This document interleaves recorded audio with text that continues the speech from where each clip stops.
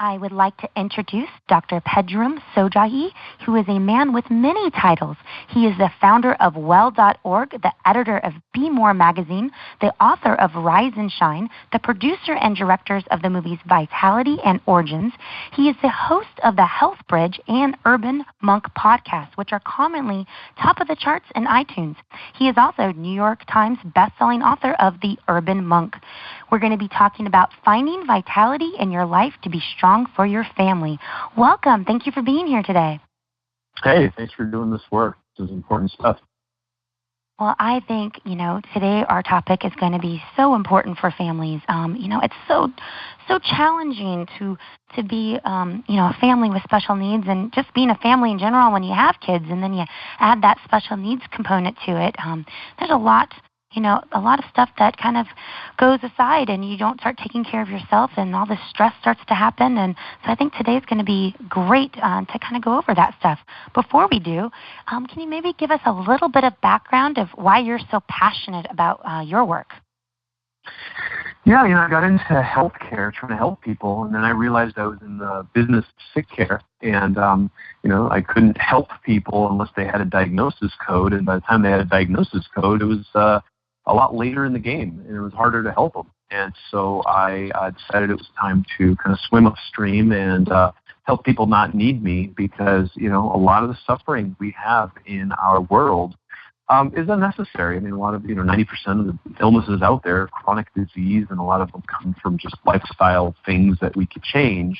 And so I saw that it was an issue with education. I thought that, it was a propaganda game that we were losing, the fast food and the junk food companies, and, I had to get out ahead of it, because if you want to see a world that is healthier and thriving and people that are happy and not tearing each other apart, health is pretty much the foundation for that. And so, it was a very big, I was a monk for 4 years, and my oath and my vows are to, help better humanity. And so, wherever I can, that's where I do my work.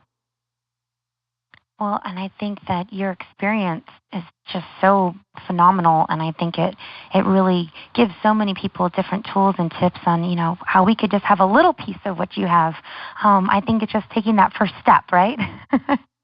Yeah, that's it. And the problem is our orientation, especially when we live in a position of being a caretaker. And, I know a lot of my physician friends can relate to this, because you're always just helping people. You're always there for people. You're always there for people until one day you wake up and you realize that you aged, and your accelerated aging has ran you into the ground. You have no energy left. You don't want to take care of anybody, and you have to basically have people take care of you because you're sick all the time. And so this is a problem in our culture. I mean, we become martyrs when we, the kind of the calling is upon us, and we are called upon to be there and be of service. The first person we forget is ourselves, and unless we embody the vitality that we're trying to share and connect and communicate with the people in our lives, it's a zero-sum game. I mean, we're going to crash, we're going to burn out, we're not going to be able to be the person we need to be for our loved one.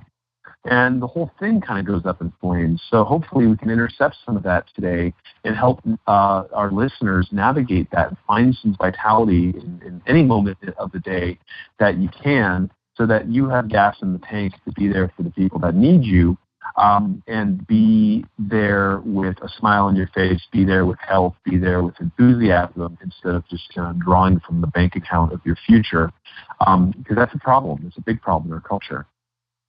Well, I know, especially with those, I can speak for special needs. I'm a mom with a special needs child. My son has autism, and, I'm doing much better at it now. He's going to be 14 in April. However, in the early days, especially when he first got diagnosed, you feel guilty to do anything for yourself, because you feel like I should be doing everything, for my child.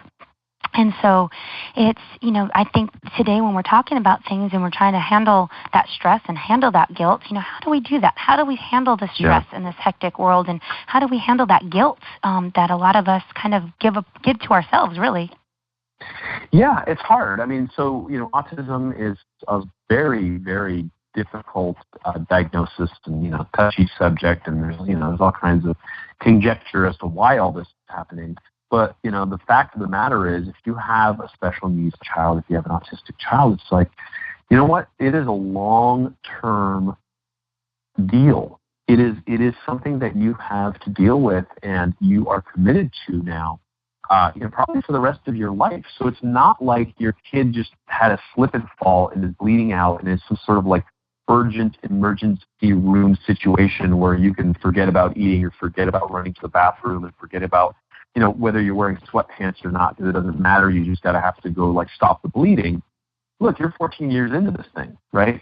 And so the question becomes, how do I look at this on the timeline in a way that's going to be sustainable, not just for my child who needs me, but for the person who needs to be here for my child, right? And so the real kind of premise of my latest book, which is doing really well because it speaks in a very familiar language, is your average person, let me just say this, your average person with an average life doesn't have time to do an hour and a half of yoga every day and run off to the mountains and, breathe to your navel and go to the gym 5 days a week and get your nails done and your hair done and all the things that, we'd like to get done anyways, let alone someone who has a special needs child. So the question is, how can you use the kind of in-between moments of your life to cultivate, to take care of yourself, and to catch your breath so that you always have gas in the tank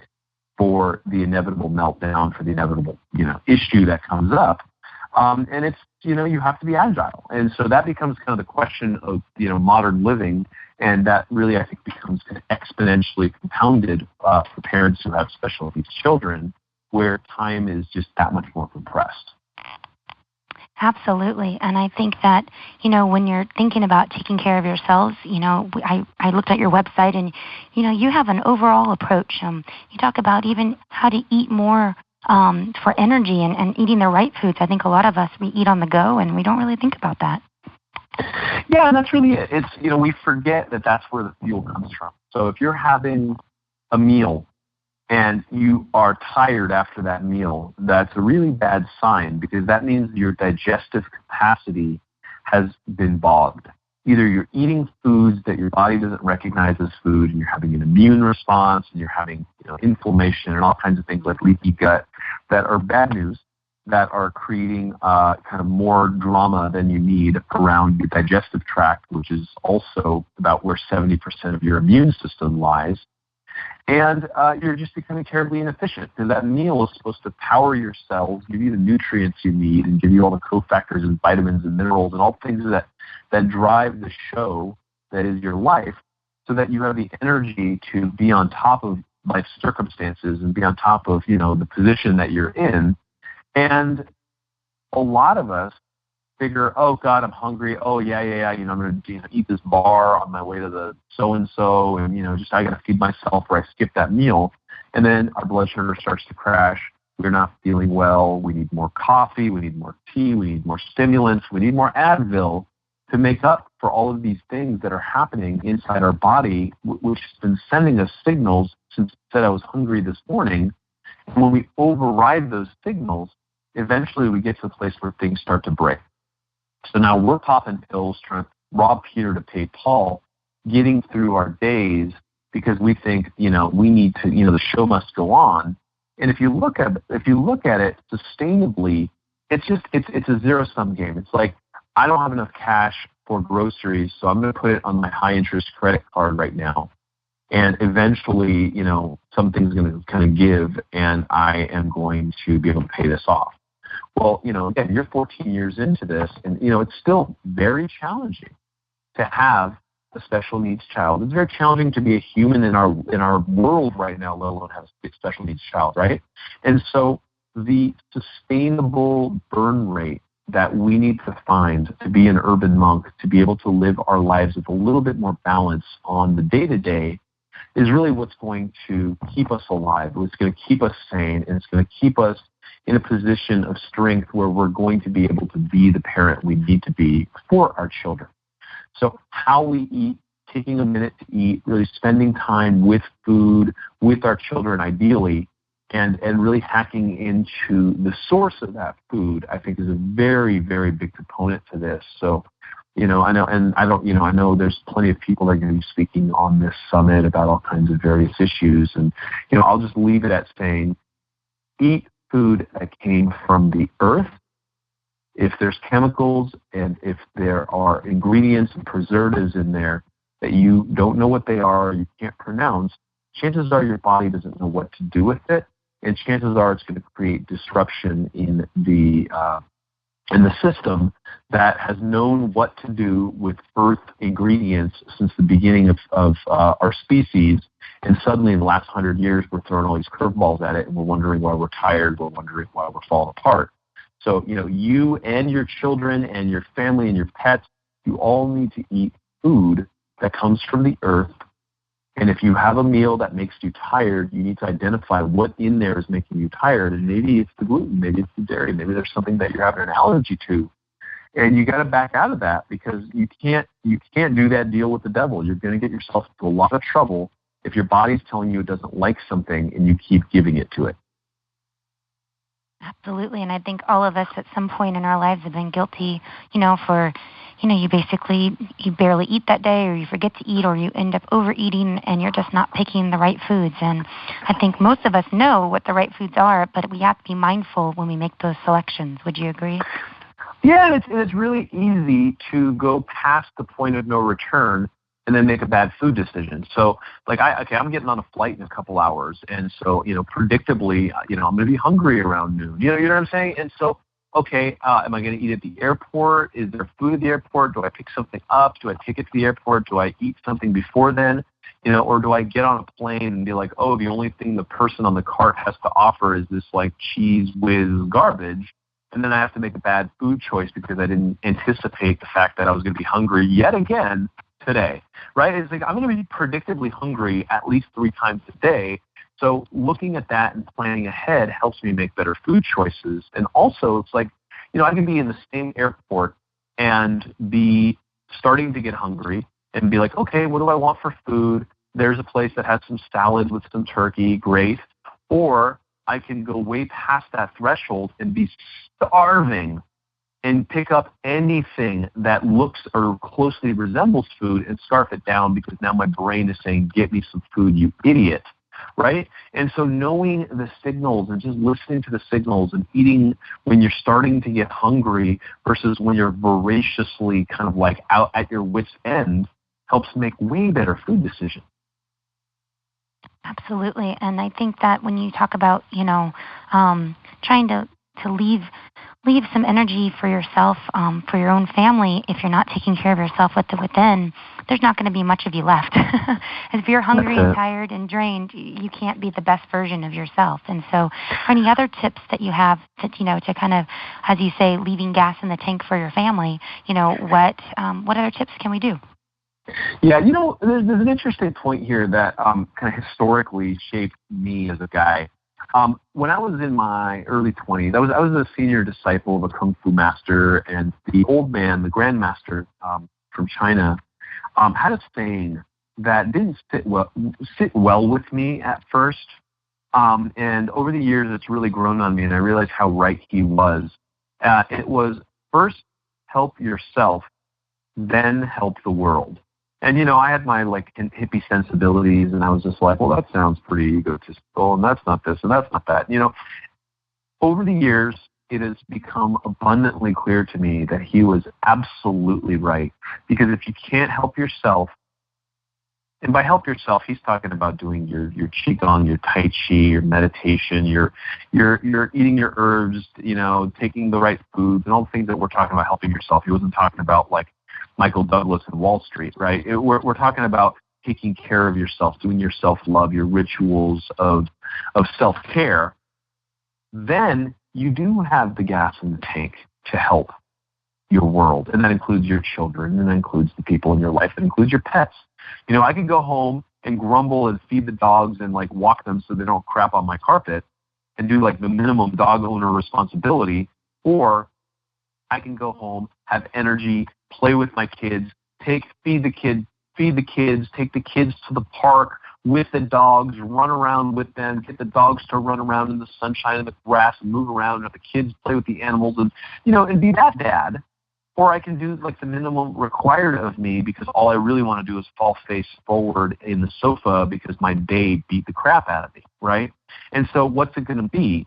And what really determines the difference there is the food choices I made, but also the amount of activity that I took on throughout the day.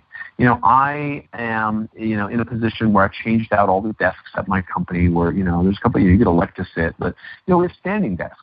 And so you stand and you work and you take breaks. I have weights all around and I'm doing curls all the time. Even when I'm on the phone, I'm like, hey, I'm sorry, I need to do a couple curls and just wake up. So every 25 minutes, I take a 5-minute break to do something active to keep my physiology kind of sparked and moving because still water breeds poison. And so we can sit and collapse and basically get unhealthy throughout our day because we're, serving our work or serving our children or serving whatever, or we can stay moving and fuel our bodies, keep pumping blood to our brains and keeping us active and vibrantly alive, and use that to carry us forward into better food decisions and better lifestyle decisions. And so I think another big piece of the urban monk kind of wisdom is to understand that still water breeds poison.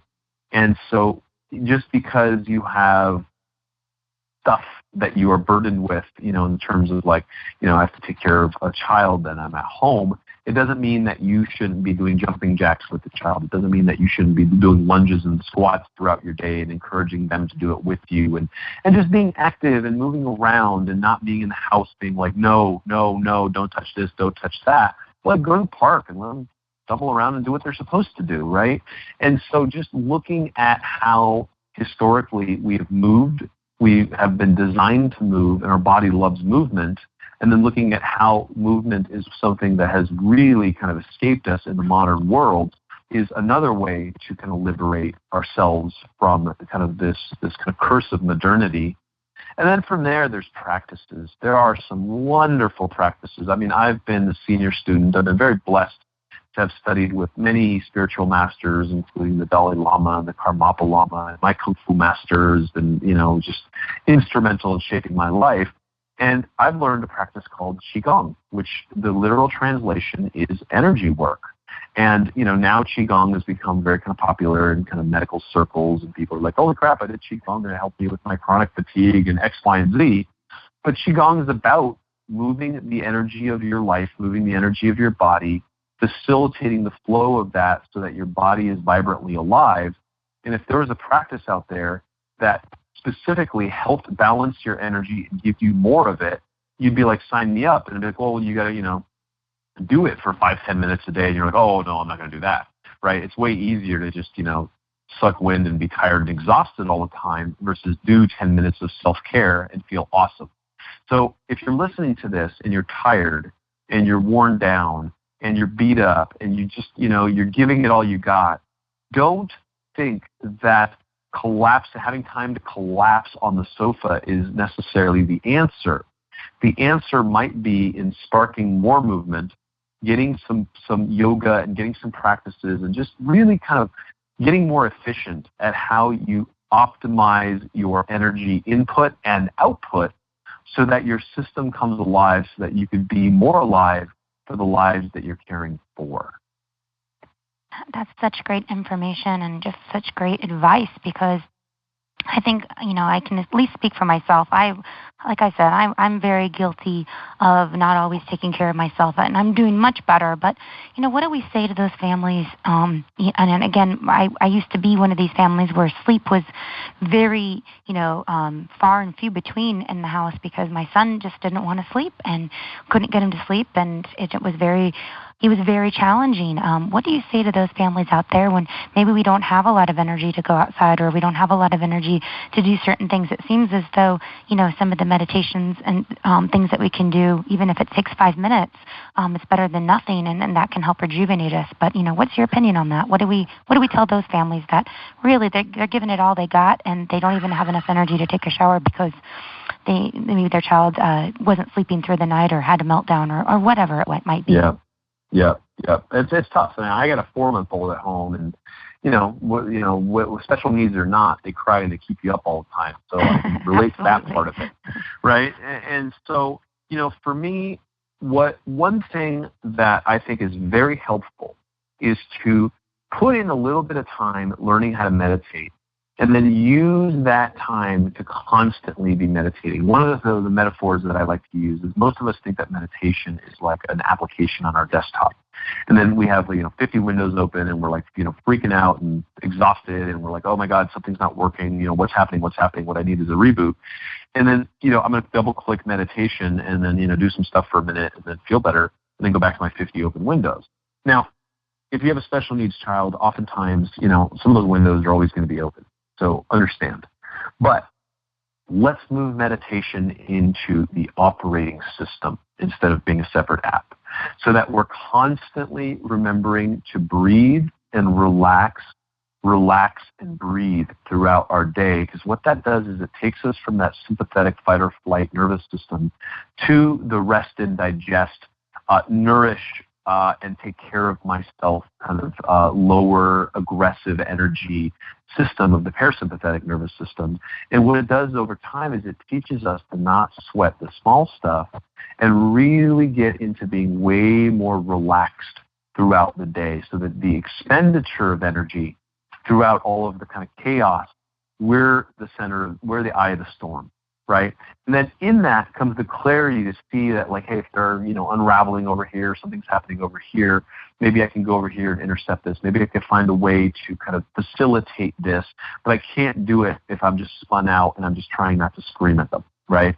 And so a second point to that I want to make sure I cover is sometimes I've had, some very positive results with this. This is very case dependent, right? So, you could be like, well, that's not my child, and I understand that, but let me just put this out there because it's going to help somebody, is hacking their biorhythms in a way that then allows them to sleep better at night, is playing with the light-dark cycles, making sure that, morning comes when the sun's out, it's time to make hay, take them to the park, take them hiking, take them out, and just run them down. Just let them be the human animals that they are. Let them run in the fields and let them play in the streams and, scramble up the rocks or whatever it is, and have a full day. And then at night, no blue light, no TV, bring down the lights in the house, light by candlelight if you could keep it safe, right? But use kind of like more red-shifted darkness in the evenings and really start to enhance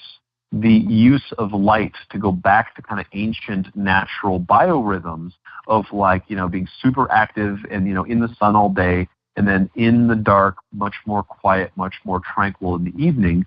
And that might even take a month or 6 months, depending on, kind of the predisposition of your child, but that's going to help you. And then, even then, if they're not sleeping, they're still on the mellower side of that spectrum, so you can just kind of hang out and meditate and hum and be with them and expend less energy while being there and not feeling sorry for yourself. Because one of the things I learned, one of the things I teach my insomnia patients all the time is, forget about sleeping. I'm going to teach you how to meditate. So instead of trying to sleep, which is almost like a paradox and it's like almost impossible to do because it's like you're trying to do this thing that's not doing, what I'm going to have you do is this meditation, and that's just as good for you as sleep once you get better at it. And so instead of trying to do sleep, you just do this meditation, and the fallout from that usually is sleep.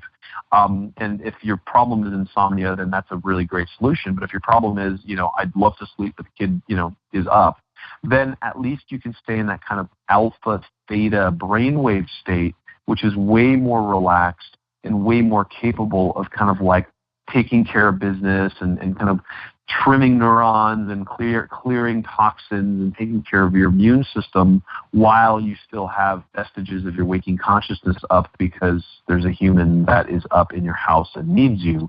So there's lots of ways to hack that, but feeling sorry for yourself ain't going anywhere, right? So let's find solutions that are useful to bringing vitality into your life. Yeah, I think getting out of that victim role. I think we all get in the victim role at some point, and that typically happens after you get the diagnosis with your child. But then you kind of say, okay, well, like my grandma always used to say, you can cry, but you're just going to give yourself a headache, and you still got to get up and do the work, right? So you shake yourself off, and you say, all right, I got it. I cried. I'm not too happy about this, but what can I do to make the best of the situation? And I love some of your ideas, with waking up and being in the sunlight, and then as it gets darker.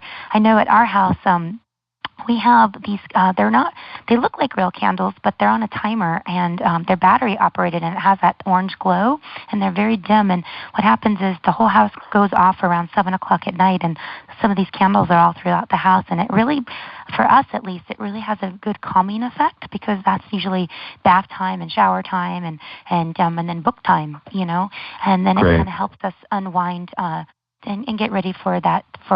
For us, sleep is a really big issue. We all love sleep here because that helps you be energized for the next day.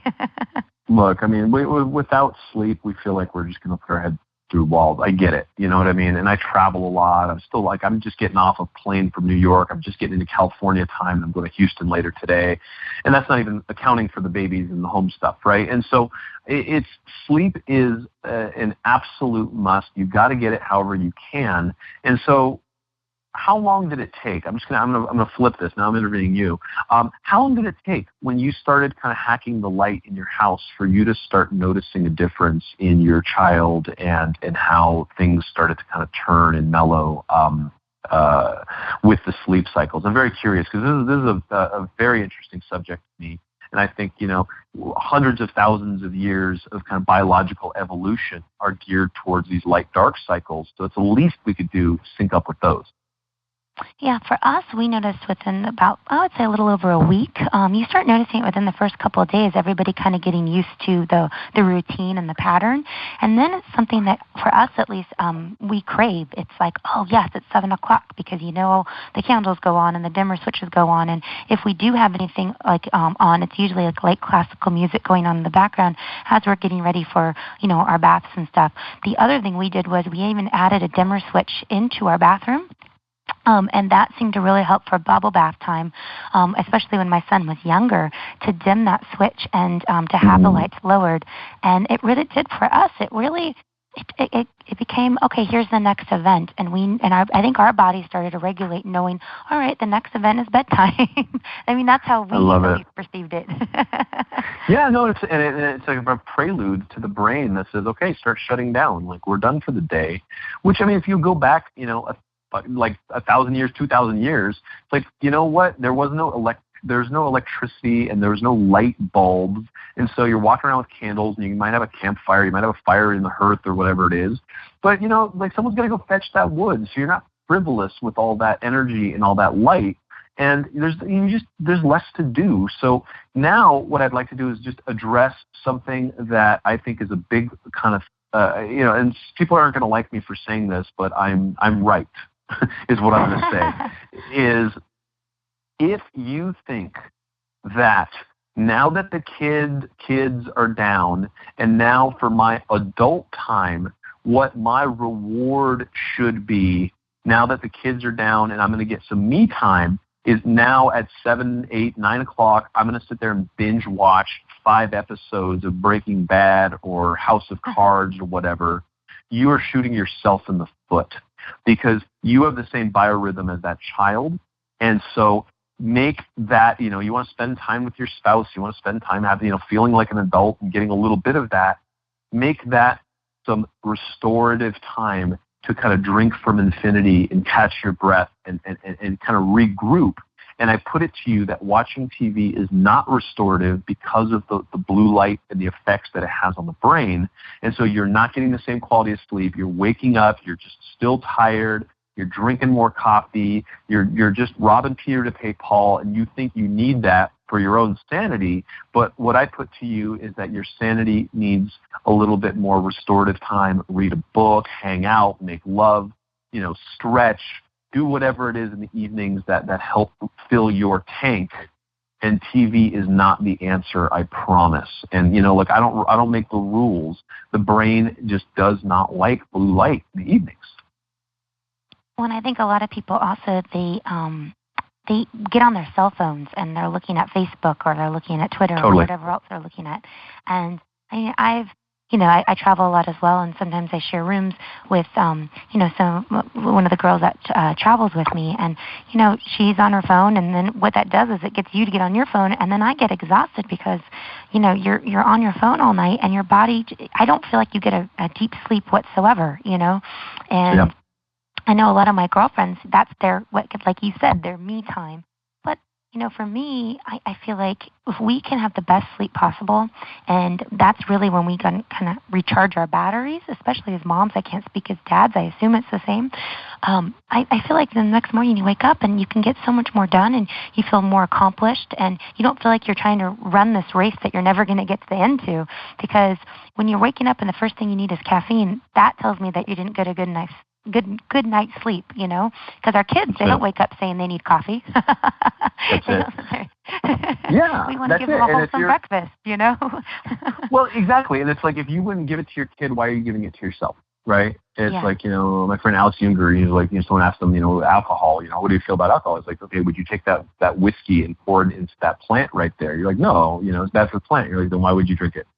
And so we have this double standard where as adults we tolerate a certain degree of kind of self-punishment because we think that that's our recreation. And I kind of put it in front of you that, like, it's time to challenge that, especially if you don't have the bandwidth and the resilience to handle that, because, life is that much more kind of complex and layered with a special needs child at home. Is you have to live like a monk. And that doesn't mean you don't have fun. It just means that your fun doesn't become stuff that takes a bite out of your ass. It's just you can't afford it, right? And so the world can't afford you to be that way. The world can't afford you to be exhausted and annihilated. So I just look at every single place where there's wind drag and find efficiencies so that you feel better, you have more energy, and then you can invest that energy. It's taking care of yourself better, taking care of your children better, taking care of your spouse, taking care of your career if you still got one, and and so on and so forth. And it doesn't have to be this like, woe is me, why am I the victim of this? It actually can be hacked into an opportunity to become the best possible you can be. And it's powerful, and it's it's a spiritual lesson that's there for you to unlock. And we can't, we're dealt the cards that we're dealt. But now, where can we find spiritual growth? Where can we unearth our own personal power in this experience to really step into the person that we need to be for our children, the person our children deserve, right? The only way we can do that is to not be a martyr and to kind of really become vital ourselves. And that's really the hard part. A lot of us, just feel like we're being selfish when we're doing that. Yeah, and I think a lot of moms and dads that are listening can definitely relate to that. I was on your website earlier today, and I noticed that you had something on there that says, learn to chill, get more downtime, or get more down, or something like that. And I'm assuming that's, meditation and breath, but I'm not sure. What exactly does that mean?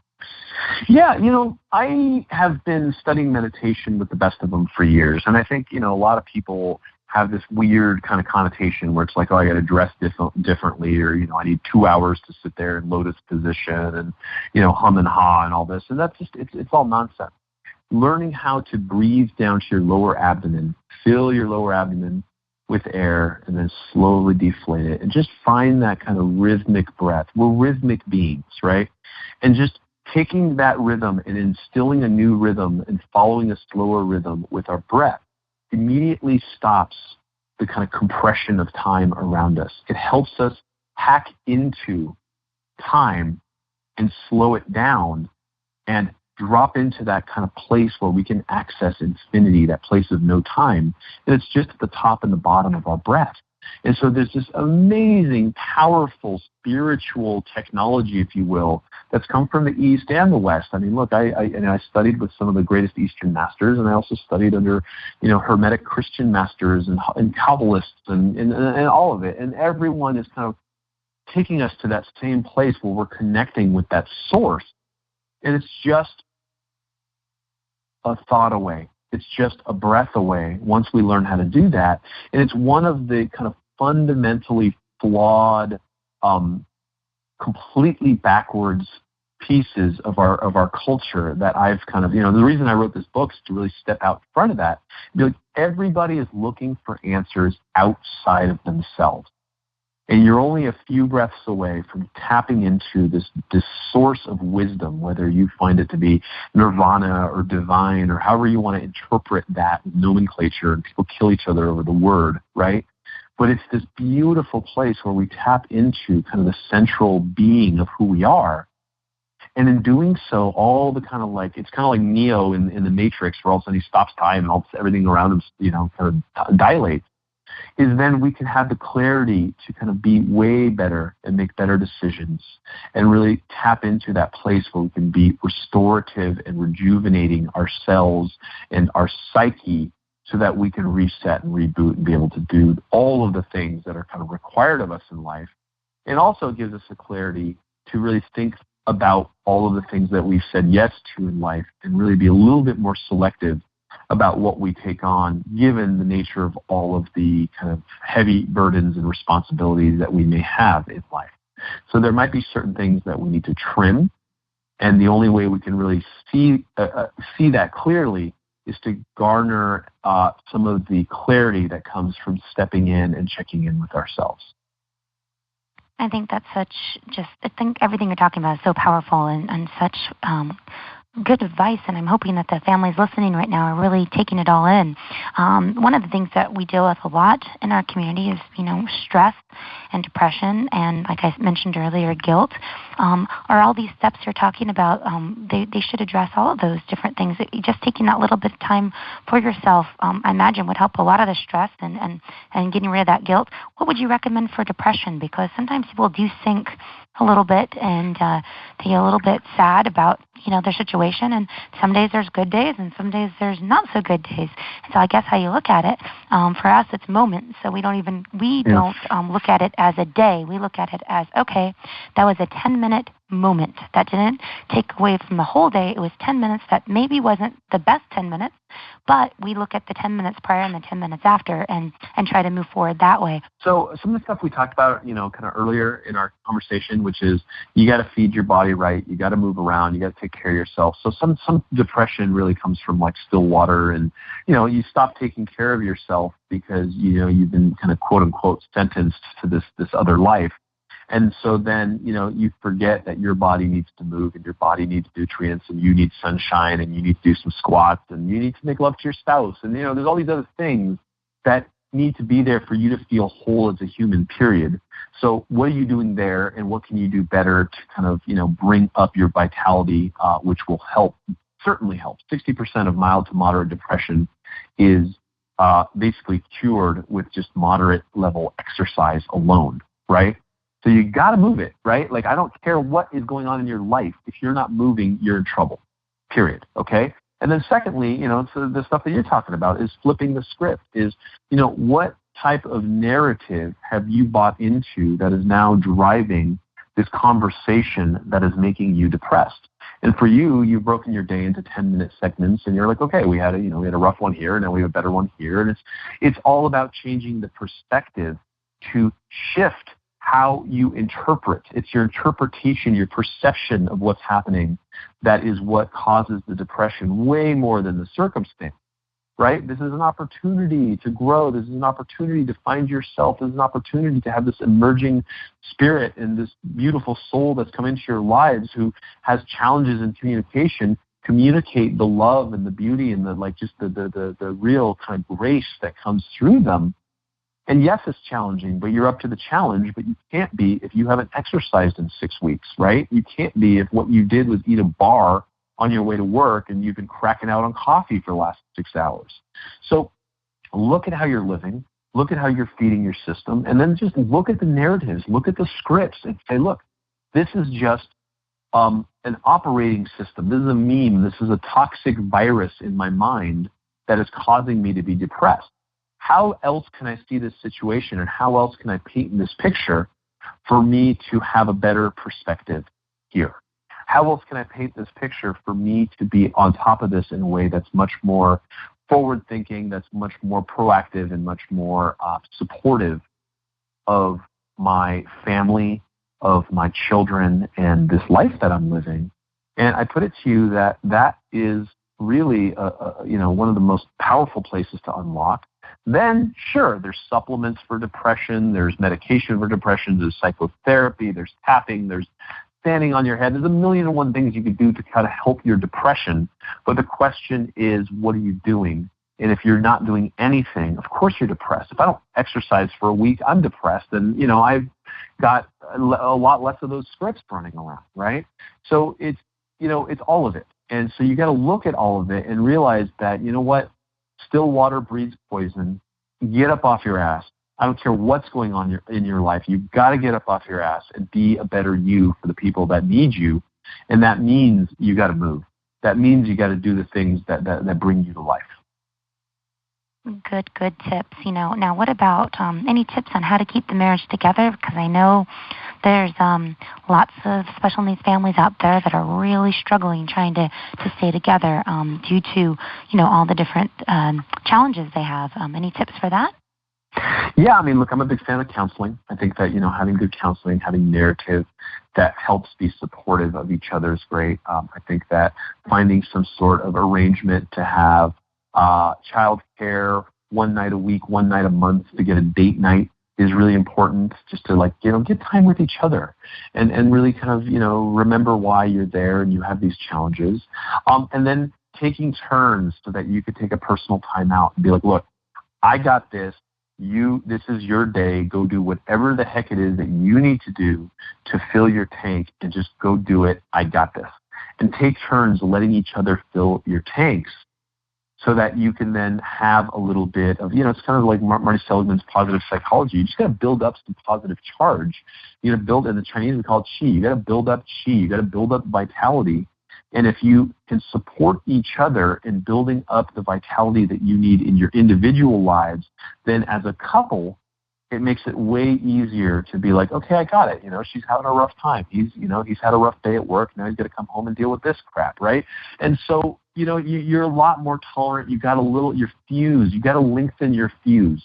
And working on building vitality helps have a longer fuse because, yeah, it's really easy to snap at your spouse or your dog or your kid or your anything when you don't have gas in the tank. So it really does go back to this whole kind of the point of this conversation, which is you have to build the resilience of your system. You have to build your own vitality, and then you have to support your spouse in building theirs so that you can hold each other and you can carry each other and you can be supportive of each other.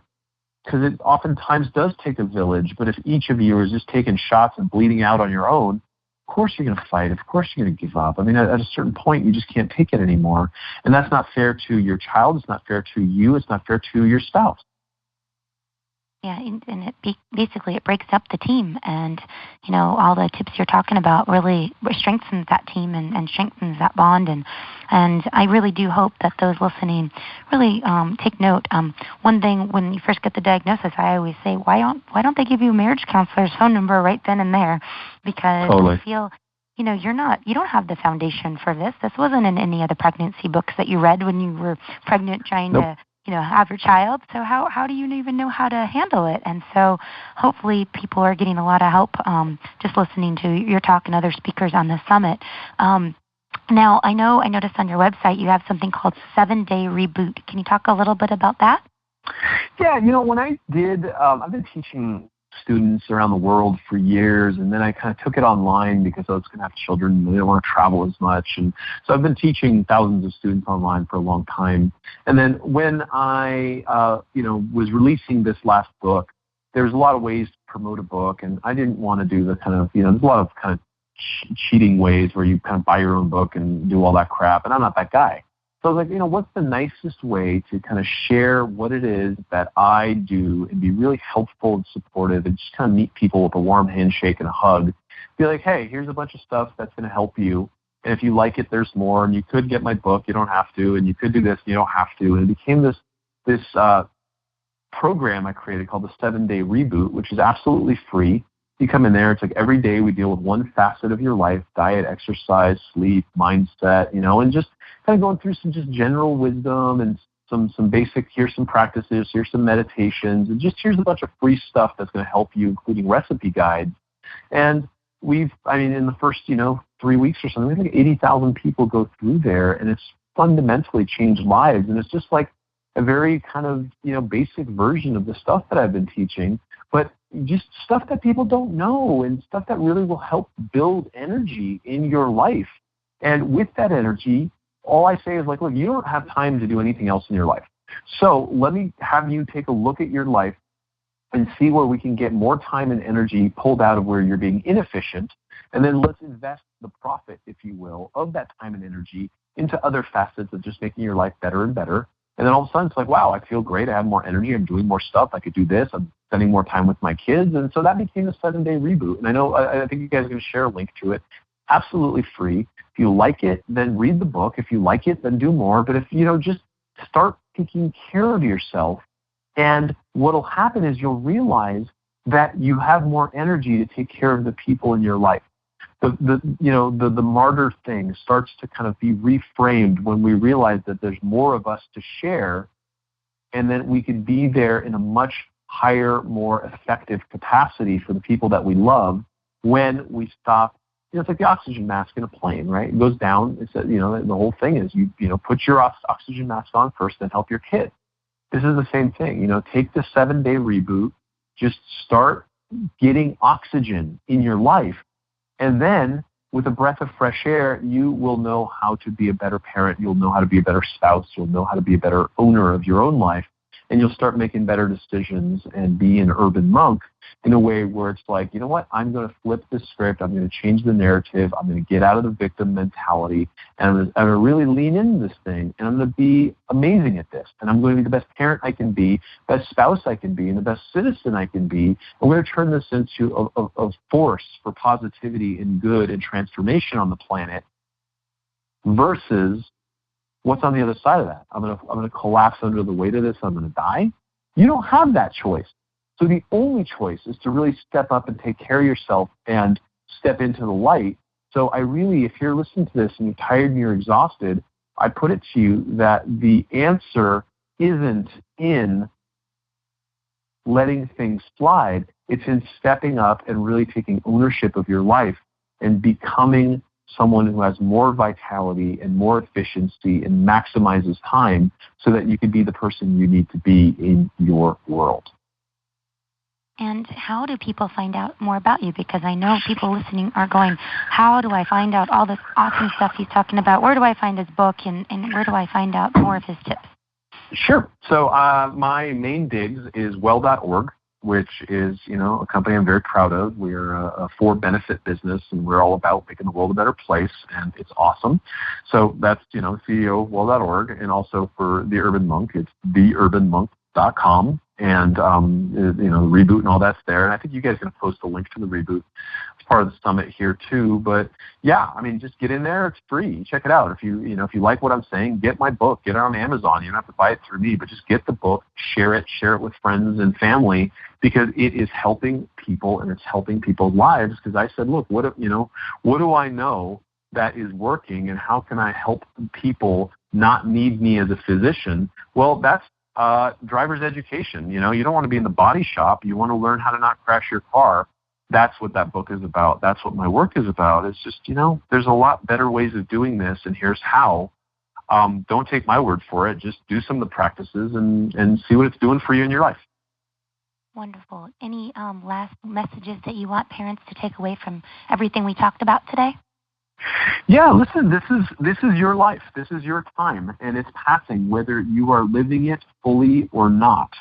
So really look at that and step into that and lean into that and realize that, there's only a couple ways to go. And one of those is a terrible option for you, your spouse, your family, your child, your special needs children, whatever it is. And the other one is for you to really step into your power, take care of yourself, and be the person you need to be so that you can be the parent you need to be. And I really invite you to take that step and wake up to your potential. And it makes everything else way easier. Wonderful. Thank you so much. You guys heard it from the urban monk himself, and I think you gave so many great tips and tools and practical things that we could do right now today without even listening or getting a book at the moment. But definitely make sure to listen to the link that we're going to be sharing. And again, just thank you so much for helping our families today. It's an honor to be here, and thank you for the service that you're providing. I mean, this is really important stuff, like I said, and I'm honored, again, to be of service here. Wonderful. Thank you guys for listening.